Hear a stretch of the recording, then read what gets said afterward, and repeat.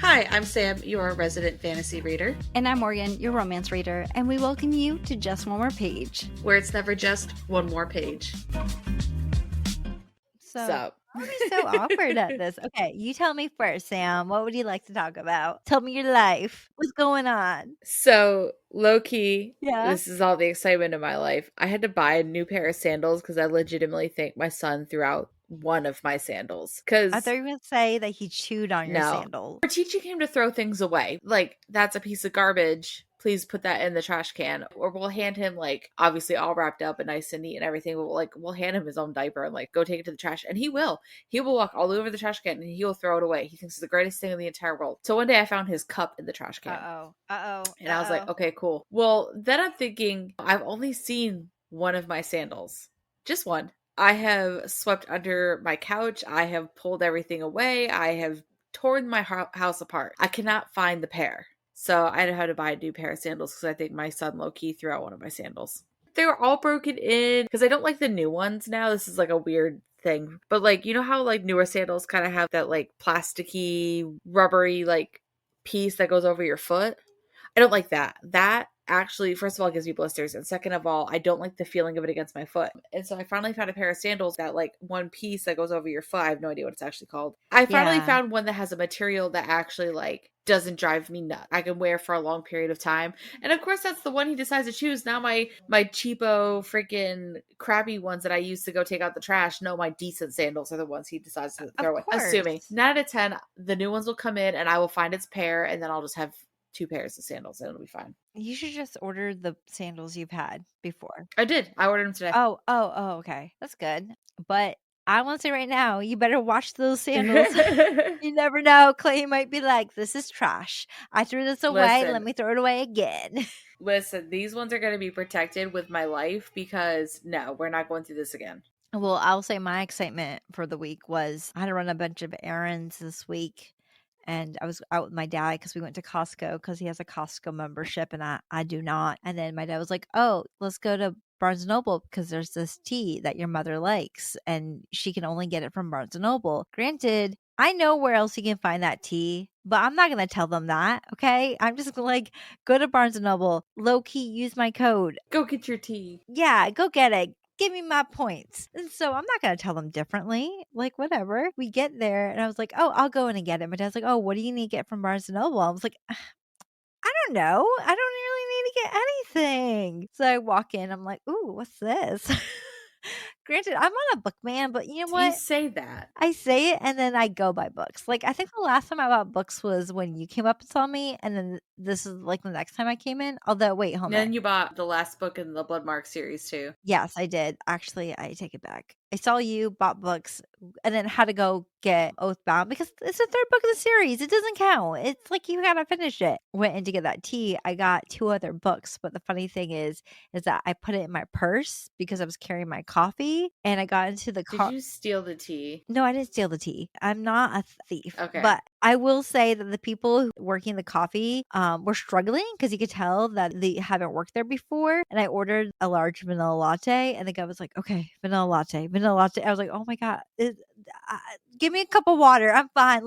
Don't stress yourself out. They were stressing out and I felt so bad. But I got into the car and my dad's like, oh my God, you didn't get a book? And I was like, and I held up my purse that I have shoved 3 books in there. Oh, Jesus Christ. If I came in and I did not have a book, there's something wrong with me. There's something wrong with me. Just saying. So let's go into talking about the book that we're going to be discussing this week. So Sam chose a book off of her TBR bookshelf. Sam, do you want to tell our listeners what book you picked and what we are going to be reading this episode? Discussing this episode, sorry. This week we are discussing Never Fall for Your Fiancée by Virginia Heath. It's the first book in the Merriwell sisters. I wouldn't really call it a trilogy, but each sister gets a book. and there's 3 sisters. But it says the last thing Hugh Standish, Earl of Fareham, wants is a wife. Unfortunately for him, his mother is determined to find him one, even from across the other side of the ocean. So Hugh invents a fake fiancée to keep his mother's matchmaking ways at bay. But when Hugh learns his interfering mother is on a ship bound for England, he realizes his ruse is about to implode until he collides with Minerva Merriwell, who might just be the miracle he needs. Minerva has had to struggle to support herself and her 2 younger sisters ever since their feckless father abandoned them. Work as a woodcut engraver is hard to find, and the Merriwell sisters are nearly penniless. So when Hugh asks Minerva to pose as his fiancée while his mother is visiting, she knows that while the scheme sounds ludicrous, the offer is too good to pass up. Once Minerva and her sisters arrive at Hugh's estate, of course, nothing goes according to his meticulous plan. As hilarity and miscommunication ensue, while everyone tries to keep their tangled stories straight, Hugh and Minerva's fake engagement starts to turn into a real romance. But can they trust each other when their relationship started with a lie? What did you think? I have read historical fictions before, but they were mostly young adult. I read one which was like Count of Monte Cristo themed one that was YA, and I also read another one that was like 19. Well, I guess it wasn't like historical, but it took place in the 1920s. But I haven't read anything like this before. That's like adult historical romance, so I wasn't sure what like if I was going to get into the novel. I thought it was going to be dramatic, which it kind of was dramatic,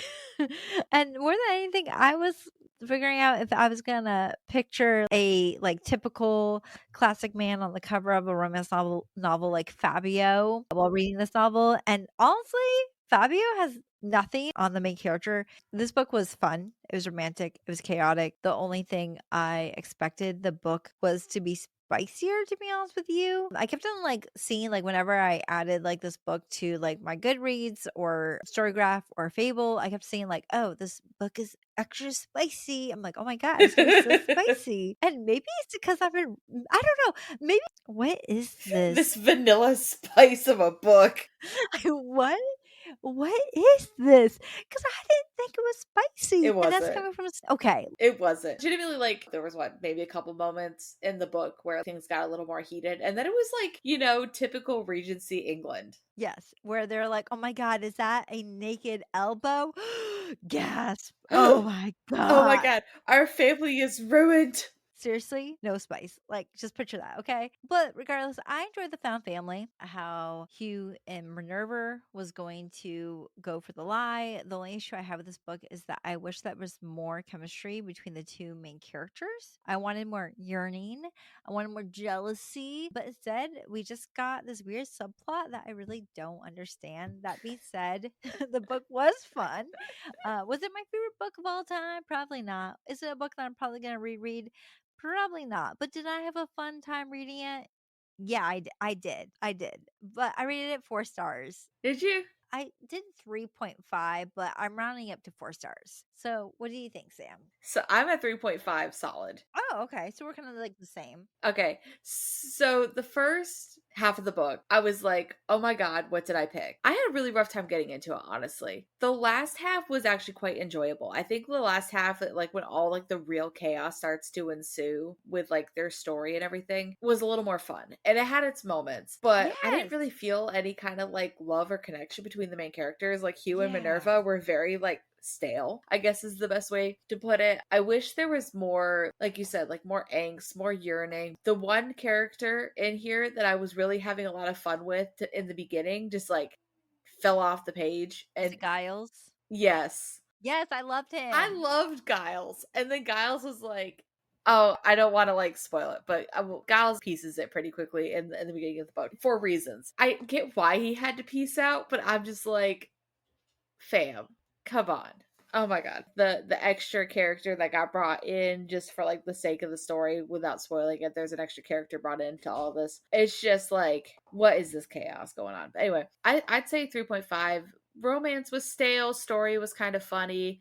It was hard to get into. I don't feel like I will continue on with any of the other books personally.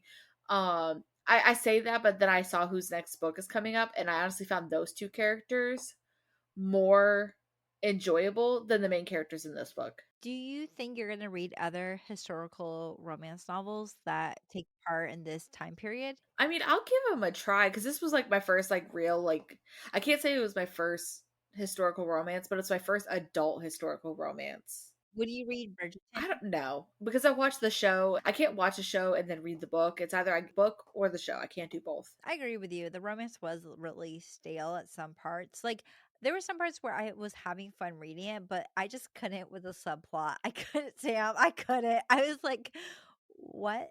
I know. What? But if you want to know about the subplot, let's go into our spoiler section, okay? We're going to be discussing the rest of Never Fall for Your Fiance. If you haven't read this novel and you don't want to be spoiled, then check out last week's episode in which we read a novel called Love Points to You by Alice Lynn, which is a satire novel that follows a kind of enemies to lovers romance, but not really. Anyways, go check it out. If you have already read Never Fall for Your Fiance, which you might have since this novel came out in 2021, then stay ahead. Or if you want to be chaotic and just listen to the episode before you read it, then go right ahead as we discuss this novel. Okay, let's talk about it. Sam, I didn't realize cheating runs in your genes. I didn't realize it runs in your DNA. It's hereditary. Sam, I couldn't. When he's like, I can't love you. Because listen, there are many reasons why a love interest, well, they have issues, okay? It could be like an ex being scorned, it could be a meddling mother. But never once did I realize lovers can be kept apart because of the fact that your father is a cheater or your mother was a cheater And so was your grandfather. and your grandfather cheater. That's the main reason why Hugh is like, I cannot be with you because my father was a cheater. My grandfather was a cheater. And I'm never gonna be able to love you because I'm gonna be a cheater. And I'm just over here being like, is this real? Some real shit that actually happened? Oh yeah. Who knows? Like I'd have to read more historical romance, but I was like of all the excuses you could have came up with, like I love being a bachelor. I just like going to gamble and losing myself with women or whatever like is a scandal in this day and age. There was so many more reasons why he could have been like, I don't want to commit, but my mother, blah blah blah blah, who's across the sea. I don't know, dude. I was like, what is going on?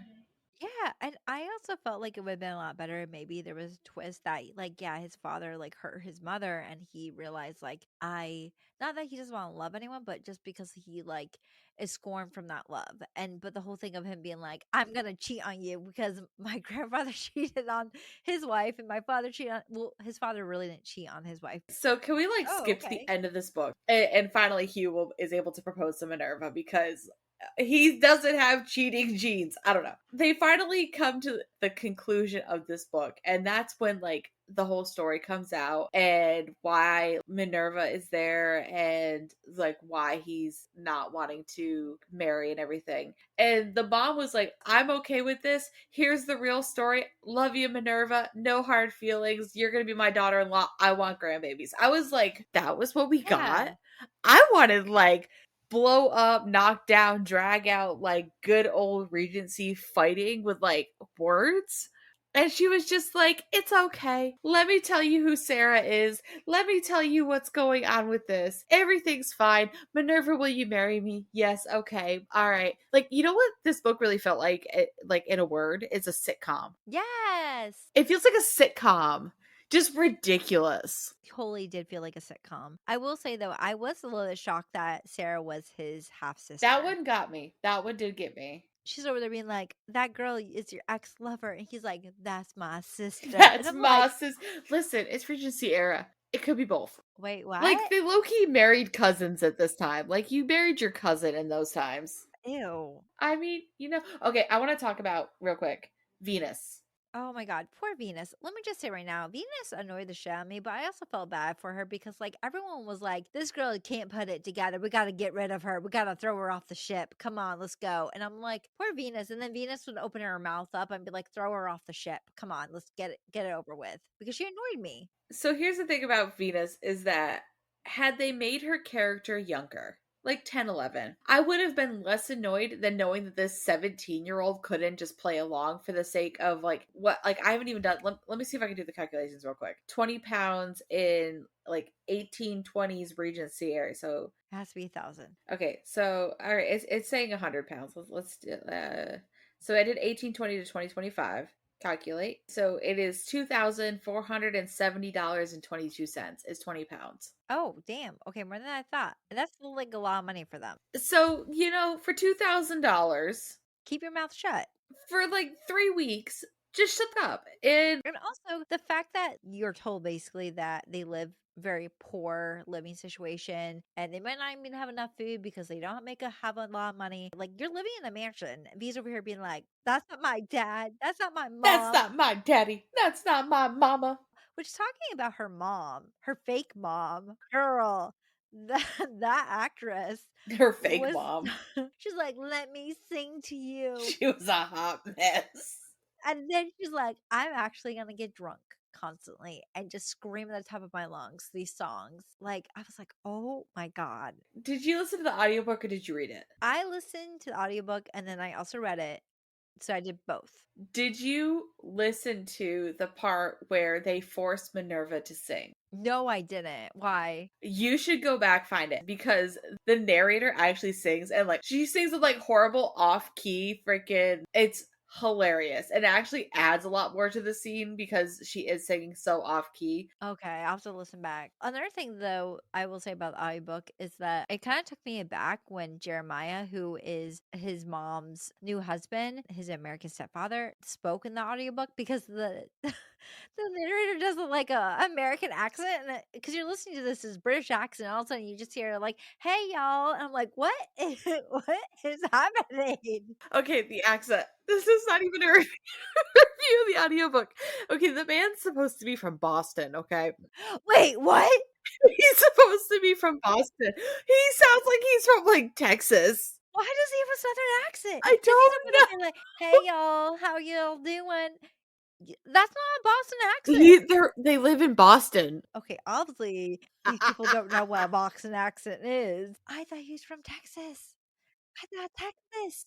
Oh no, they are from Boston, their friend. Oh, wow. Mind blown. Mind blown. That is embarrassing. Okay. Almost embarrassing as the fact that she was riding that horse horribly. Okay, and here's the other thing too. And Minerva drove me absolutely nuts. She's agreed to parade around herself around as the Minerva that Hugh has painted. She's like, sure, for 20 pounds, I will sell my soul to you for the next few weeks to convince your mother that I'm the person that you are engaged to. But then fights him every step of the way about dancing, about riding a horse, about doing all the things that clearly she would have to know how to do to pass off as being a part of society. And she's just so grumpy about it. And I was like, just get on the horse, figure it out. Because of the fact that there has to be enemies to lovers, there has to be tension, but the tension was off. She was throwing temper tantrums. Do you think it would have been better if she tried a little bit more, but there was still like hesitancy from her? It would have been more fun. It would have been more endearing for like her to be learning how to ride a horse. And she's like all for it. And she gets on the horse. And all of a sudden the horse like runs off and she falls backwards off of it into Hugh's arms. And it's like, oh my God, the scandal. There's like a moment and then the moment's gone. Like the dancing moment when she finally figured out how to waltz or whatever. And that was really nice because she was like, they found their rhythm together. That's great. They could have made her clumsy, unable to do these things moments